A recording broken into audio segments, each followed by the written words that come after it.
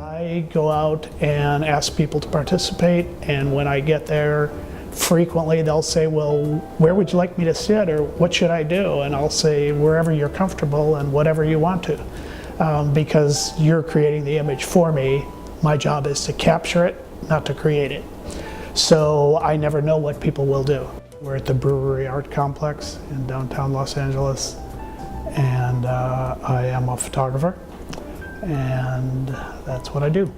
The project started, interestingly enough, when I was a college student. I was in my final semester, and I was working at the time as a building inspector for the Federal Housing Authority, which owned this married student housing at the college that I was attending. I took a class in documentary. I went out and started to photograph that apartment complex and those people just because I found it interesting. There's something, you get to know people in a way by doing this. And I always find it fascinating. You know, I had one person I photographed, and he created a very interesting picture. He strewn garbage all over his floor and dumped ashtrays on it. And we did a picture, and I really liked the picture. He seemed to. 6 months later, he came back and asked me if I would re-photograph him because he had been dishonest. And I thought, well, that's interesting, okay. So I went down to photograph him and knocked on his door, and he yelled, "Come in." And when I opened the door, he was standing there stark naked and ready to be photographed. And I'm like, okay, that's not what I was expecting, but okay.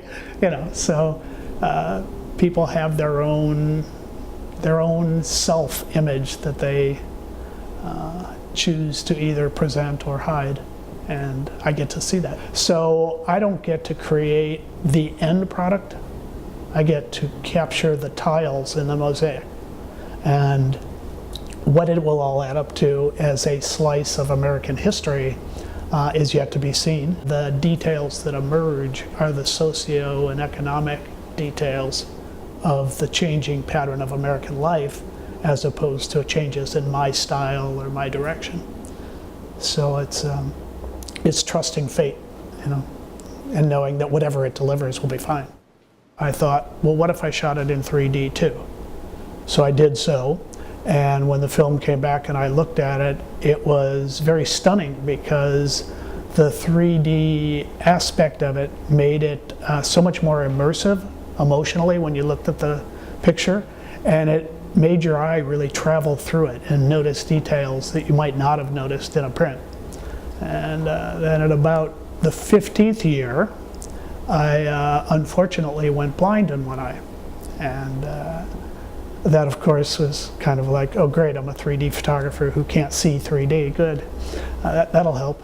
My production went into a very rapid diminishment. A few years later, I think it was about 2.5 years later, my eye doctor approached me and said that there was a new procedure they could do, and that he couldn't guarantee that it would help me, but it might. And so I, of course, said, let's go. And it did. It restored my vision to 20/25.